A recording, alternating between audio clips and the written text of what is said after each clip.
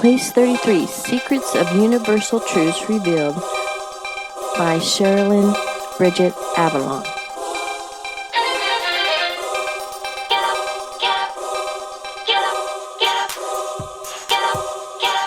Chapter 14, Margot Makes a Choice.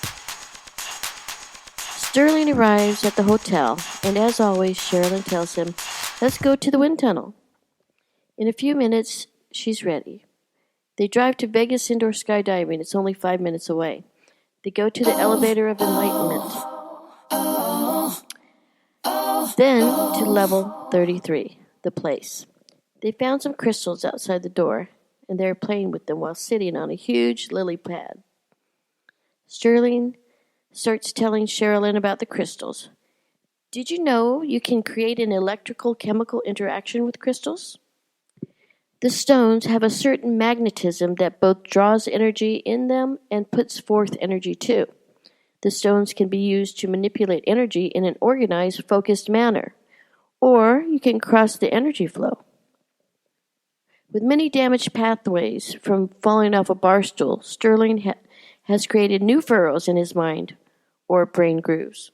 He continues, the electrical chemical interaction also have a magnetism that draws energy to them and puts energy out. Crystals manipulate energy very well, so if you use crystals on a person, it's important to exercise care and do it in an organized, focused manner, so it's productive. If you miss that, you can wind up crossing energy flows. Always balance energy with caution. There are some fundamental symbols we are contributing to the new age. Let us start with crystals. Why are crystals so important now? Think about a crystal as you look upon one for the first time. Let's say you find a crystal in a riverbed. What is your first reaction? Probably that it's attractive, it's clear, and it's hard. It doesn't look like anything else around itself. In fact, it doesn't feel like anything else around itself either. Why do you suppose that is? Many say it is time for us, a race of living creatures, to find a tangible symbol representing what we need to change, a symbol that emanates from the core of it all. Something core-like that represents light. It is extremely tenacious, and it has certain fluidity at the same time. A symbol representing everything we believe to be wrong in terms of the imbalance that exists now. Crystals seem to provide us with this meaning. Crystals contain energy. Some have many practical, hands-on uses. Crystals are at work in everyday technologies like watches, computers, radios, and more. However, we can do more with the energy in crystals. Why do so many of us claim the new age as something finally ticking down to something magnificent in a metaphysical terms? We have attached great metaphysical attributes to crystals. Even though they are a hard material, they also represent everything that is light. Sterling explains to Sherilyn. They are like solid light. Sherilyn replies, Angie told me that you are a conduit due to the reasons of which I am well aware. Angie says she is the spiritual wife of St. Stephen, your higher self, and you and Angie are always in contact, and Angie is my higher self. Sterling is St. Stephen's begotten son, and he will take you to a new interesting place today, Angie relays. Okay, he's St. Stephen's son. I get it, I think. I truly love my spiritual mother, and I am so lucky. I am your daughter, right? Which makes you my higher self. I want to be connected with you again, Sherilyn remarks. It's good to have a live and let live attitude, St. Stephen continues. Nothing is ever a big deal, which means it is a big deal. Follow through with your intentions that you know are true. You're here to learn lessons, but you also have free will, which means you have a choice. It's the duality again. But truth and fate are real as well. Considering your misplacement, you do a lot of things right. You're learning to become more receptive to the five senses from the other world, the other half. You would have had to come back an entire extra lifetime to fix that. You don't have to do that now, Angie telepathically relays. You are very different. Sterling could have lived a life of solitude, been reflective, written. He would have been very prolific, but he chose to help you, Sherilyn. St. Stephen conveys. I appreciate that, St. Stephen. Why am I different? Because of my misplacement? Sherilyn asked. You're eccentric. You have an open heart and mind, also a quizzical nature. You're a good person, a very, very good person. More than you know, I think, St. Stephen declares. Really? Thanks, Sherilyn interjects. That's not enough now to enjoy the luxury of level 33 and be evolved in each other's perfect states. Sterling loves you here, period. He loves you everywhere, but here it's special because he's so pleased to see what you can become.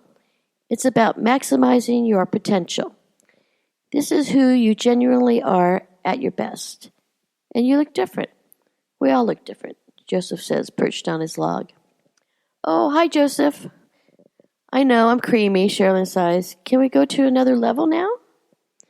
Angie is smiling, irradiating her aura and nurturing rays to you because you asked about her. St. Stephen continues. She's shifted her energy on you. Now you're filled with the water as well as soaking up her intent for you, which is about the purest of pure energy. She believes you should pursue your book project. She's sincerely pleased with you and happy you've come to a higher plane of awareness. This is as it should be. You understand you were misplaced, and you understand the whole chronology you experienced. You're moving on with your life in a positive and productive way now, and you'll stay on this track as long as you go with the flow. You're in the light now. Don't change it. Be careful, because negativity will try to drag you down to its level. People of that ilk, the unforgiven souls. Angie wants you to be cautious because that's a threat for us all. We've forgiven folk who are trying to return home, Joseph stated. Associate with open-minded people who thirst for knowledge. And don't worry, Sherilyn. Angie sends this thought to Sherilyn. Do you want to talk to Frank about Margot? Angie asks. Frank is disturbed and grumbling right now. However, he has good intentions for you. He teaches through pain, and that's why Sterling suffers as he does. Just ask him. Hi, Frank. I love you. It's good to show love and respect to the higher aspects of God. Well, at least I try, Sherilyn explains. He stuck out his tongue at you, St. Stephen says. Frank is asking, what do you intend to do with Margot, Sherilyn? Sherilyn laughs, and she replies, Gee, Frank, my intentions are to let her do whatever she wants. I just want to know if I should do it now, or should I wait until she grows a little older? Frank wants to know if money should play a part in your decision. He knows you're tempted, Sterling says, communicating for Frank. I am tempted, but I don't feel it's right, Sherilyn exclaims. This is your test, St. Stephen says. Well, it's one of your tests regarding Margot through Sterling. You did what you needed to do. You did what was necessary to even out the situation. Now it's freed up. You're finally in a position to actually choose of your own volition. Of course I want to do what is best for Margot, but I'm worried about Sally not being with Margot because Margot chose to go back to her dad, Sherilyn contemplates. Frank wants to know, do you think it's healthy for Sally to mimic unforgiving thoughts from Margot? St. Stephen relays. Well, of course not. But she learns from other children, like at school, too. It's such a hard decision. I want her to go with her father for summer vacation, try it out, Sherilyn says, thinking she would go for a while and then come back. Frank says, if you make the wrong decision, you and those connected to the situation will suffer karmic debt. In other words, you have some control over what happens to Margot. So, if Margot goes back with him, then she'll pay her karmic debt to him? Is this true? Sherilyn asks. Yeah, but she will also pay her own debt, as opposed to writing on the shirt tails of forgiven people, trying to skate, which she's inclined to do. She doesn't want to work, and she's in her position because you were misplaced. All this wouldn't have happened, but it did, and you've received a lot of help. All you have to do is make the right decisions. Of course, the right decisions are often the hardest ones to make, Sterling says. Sacrificing again? Sherilyn replied. You can't gain anything without giving something away. That's how it works. It's an opposing pair of opposites, Joseph states. That's right, Frank communicates. Generally speaking, the most painful processes are the most enlightening ones. It's hard to do the right thing, as people say. I'll talk with Margot about it, Sherilyn says. Okay, Frank? Thank you. The conversation stops there because she honestly didn't know what to do. Margot's father is the man who said he would chop her mother into little pieces and feed her to the dog. Sherilyn prays, Oh God, what should I do? I don't want to let my daughter go back to this unforgiven man. What kind of mother would do this? I must let my daughter at 8 years old make her own decision. It's unthinkable. Of course, they told me in another session, she really is not 8 years old. She's an old soul, here to learn lessons like me. But I did not forget Frank's words. The next morning, Sherilyn asked Margot what she wanted to do. Margot tells her, I love you, Mommy, but I want to be with my dad. Sally comes running in crying. Sherilyn calls Sterling. She's crying while saying, Sterling, Margot wants to go with her dad. I don't know if I can do it. I can't lose my child, but I can't let Frank take her away from me permanently. I don't know what to do. Sterling offers his opinion. Margot is a frustrated soul. She wants to break out. We all went through this, one way or another, because she finds herself surrounded by forgiven people all the time. She is being challenged, he assured her. Well, I don't know if I can send her back there, Sherilyn responds. Frank says yes, but you know how he teaches. He likes to short-circuit things. Sterling responds back. I'd rather have her learn with a little pain than to have to leave me completely, Sherilyn says with conviction. She will only go to Phoenix to deal with the conflict. She has no choice, really, Sterling replies. The best way to handle Margot is to teach her respect and do everything that will result in her being calm and stable. She needs roots.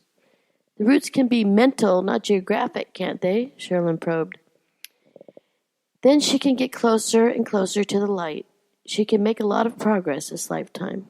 She has to make the decision whether or not to get saturated with the negativity or whether or not she wants to do the harder thing and follow the light, Sterling says. Why is that? Sherilyn questioned. Well, it's harder for her to follow the light right now. She has to make that decision. There is no right or wrong about it. It's just progress, Sterling answered. This happened after Sherilyn retained an attorney and got custody of her. Sherilyn was so sad even thinking about Margot going back to be with her dad. Sally and Sherilyn cried all day. The following week, Margot went to live with her dad. Sherilyn learned that there are forgiven and unforgiven souls. We always have a choice. We have a choice to be negative and get saturated with negativity until we finally flip over to the light and become a forgiven soul. Or we can choose to just follow the light and be forgiven soul at any time.